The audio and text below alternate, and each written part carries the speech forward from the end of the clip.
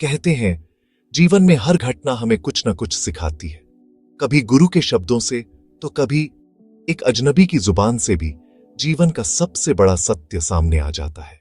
कहते हैं जीवन में हर घटना हमें कुछ न कुछ सिखाती है, कभी गुरु के शब्दों से तो कभी एक अजनबी की जुबान से भी जीवन का सबसे बड़ा सत्य सामने आ जाता है। सुबह की पहली किरण के साथ एक बूढ़ी मां मंदिर की ओर चली जा रही थी।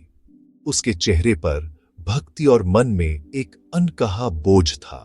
मंदिर की सीढ़ियों के पास एक कमजोर भिखारिन बैठी थी, जिसकी आंखें हर आने जाने वाले में उम्मीद तलाश रही थीं। माँ, कुछ दे दो, भगवान के नाम पर कुछ दे दो। 3 दिन से एक दाना भी पेट में नहीं गया, बहुत भूखी हूँ।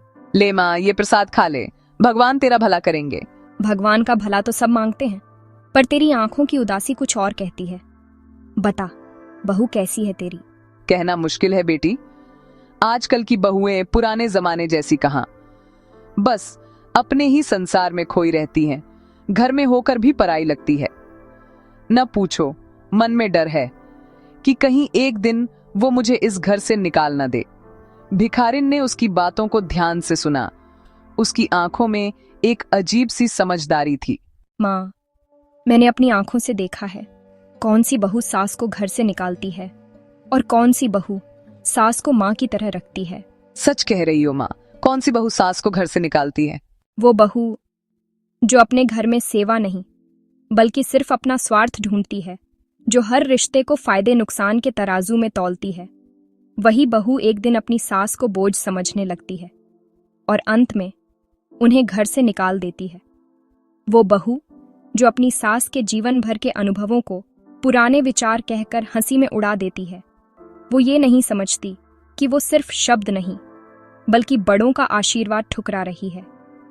और इसी नासमझी में वो धीरे धीरे अपने ही घर की नींव से बरकत और सुख शांति मिटा देती है।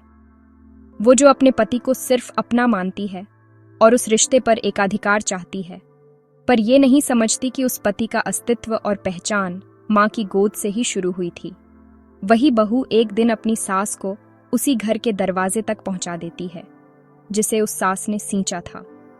पर जो बहू अपनी माँ की जगह सास को भी वही सम्मान और प्रेम देती है, जो समझती है कि परिवार जड़ों से ही मजबूत होता है, उसके घर में देवी लक्ष्मी खुद वास करती हैं। क्योंकि जो बहू अपनी सास को आंसू देती है, वो असल में अपने ही भाग्य का जलता हुआ दीपक बुझा देती है। याद करो, भले ही कैकई उनके वनवास का कारण बनी, फिर भी सीता ने कभी उनका अनादर नहीं किया। और सावित्री, जिसने अपने अंधे ससुर के खोए हुए राज्य को वापस पाने के लिए घोर तप किया, उन्हें अपने पिता के समान ही पूजा। यही तो सच्चा धर्म है माँ, जहां सास और बहू दोनों अपने अहम को त्याग कर प्रेम को अपनाती हैं। जब प्रेम का धागा दोनों को बांधता है तो घर स्वर्ग बन जाता है। तू कौन है माँ? तेरे वचनों में इतना सत्य और ज्ञान कैसे? मैं वही हूं जो कभी तुम्हारी तरह एक सांस थी, फिर किसी की बहू बनी। मैंने इस रिश्ते के हर रूप को जिया है। अब मैं बस भगवान के द्वार की एक दासी हूं, जो मैंने अपने जीवन में भोगा और सीखा। वही ज्ञान आज तुझे विरासत में दे रही हूं, ताकि तेरा घर जुड़ा रहे। सच कहा उस माँ ने, घर केवल दीवारों से नहीं बनता, संबंधों की ममता से बनता है। जिस घर में सास बहू दोनों अहम छोड़कर प्रेम को स्थान देती है, वहीं पर भगवान का वास होता है। अगर यह कहानी दिल को छू गई हो तो इसे जरूर साझा करें, क्योंकि हो सकता है किसी के घर में प्रेम और सम्मान का दीपक फिर से जल उठे।